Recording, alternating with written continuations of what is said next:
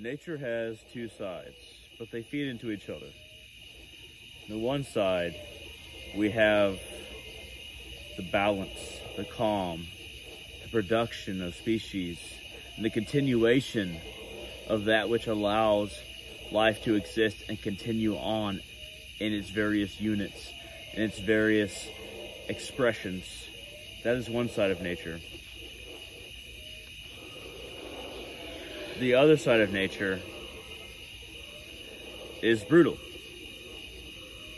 It is a contest between those things that want to survive and surviving off of each other. It can be cruel.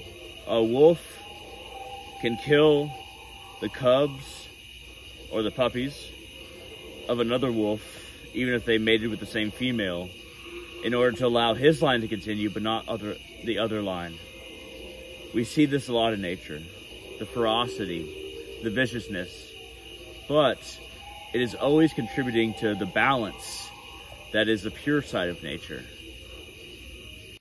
We can choose to either gravitate towards something that is aligned with everyone else's benefit, or which is aligned with our own benefit. It can be done. What can be done is that we can just promote ourselves, just benefit for ourselves on this earth, and just work towards our own interests. But these interests are very short, very stagnant, very limited, because you can't take what you gain here with you. And you'll find another body, you'll find another life.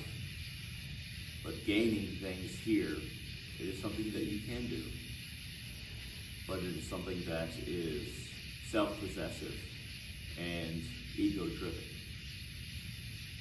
The other side is you can gravitate towards balance. It means that you're not any less important than other people. You're not someone who allows himself to be stepped on.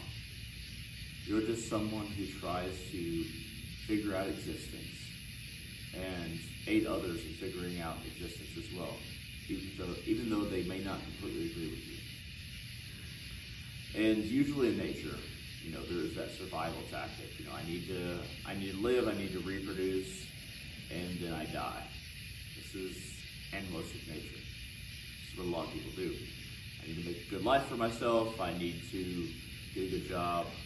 I need, after an education, before an education, and then project myself into the future to be a successful human being. But that is all external societal nature, societal equivalencies to something that's far grander within ourselves. What is grander is that it's not who we are externally, even emotionally or mentally. It's not what we can do in society.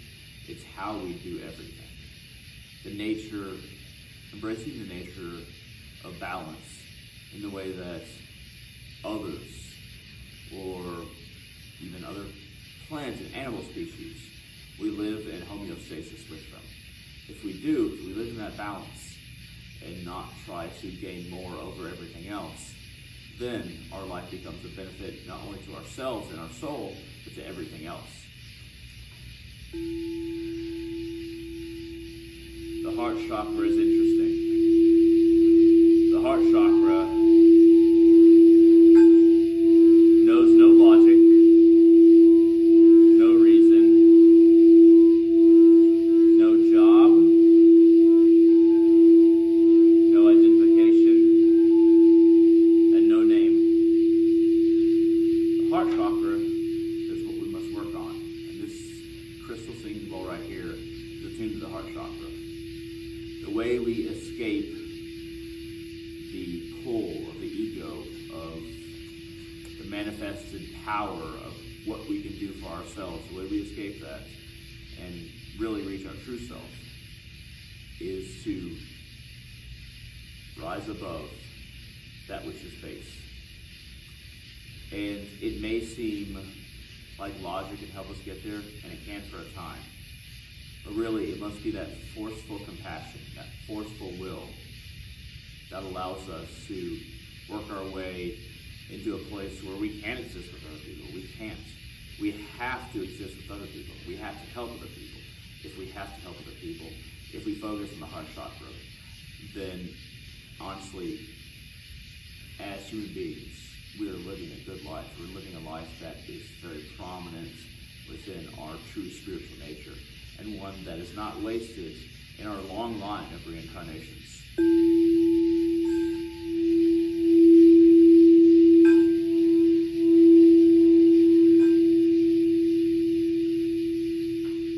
There is balance.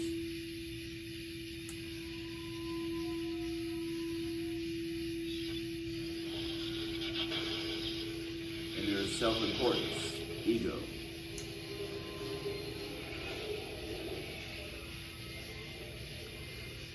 Most people, including myself, fall between the spectrum. I by no means have gotten rid of ego or selfishness. I exist somewhere between the spectrum. What we have to do is identify where we are on the spectrum and then figure out how we can gravitate towards either side we want to move towards. But of course, our conception of ourselves and our path is very important to lead us in any direction. And it's not a spectrum of just left and right. It's a spectrum of self-understanding, of trying to see how we can live and what is the importance of having a human life. It can be more nebulous. Sometimes the spectrum is more nebulous. There's different parts and it's not a straight line. But as an individual human being, we should try to figure out what we want. What do we really want? What is the deepest want within ourselves? And once we figure that out, then the spectrum becomes more like home than a mystery. Make the mystery your mission to solve, because you can only solve it for yourself. At any rate, thank you very much for watching. I hope this has been fruitful and beneficial to you in regards to my own ideas on these things. At any rate, thank you very much for watching, and all of you have a wonderful day.